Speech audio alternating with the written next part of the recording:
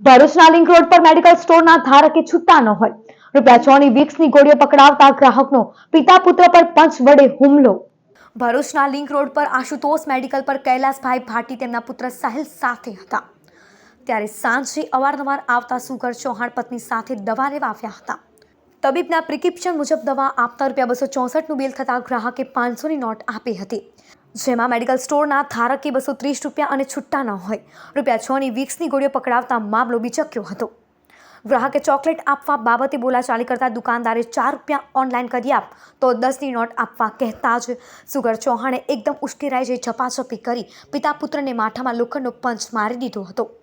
લોકો ભેગા થઈ જતા ગ્રાહક સુગર ચૌહાણ ભાગી ગયો હતો। થોડીક વાર રહી આ સુગર ચૌહાણ તેમના સંબંધી રાજુ ચૌહાણ તથા એક બહેન પરત આવી ફરી ઝઘડો કરી ધમકી આપી હતી। એ ડિવિઝન પોલીસ મથકે ગ્રાહક સુગર ચૌહાણ રાજુ અને એક મહિલા સામે ફરિયાદ નોંધાવાઈ હતી।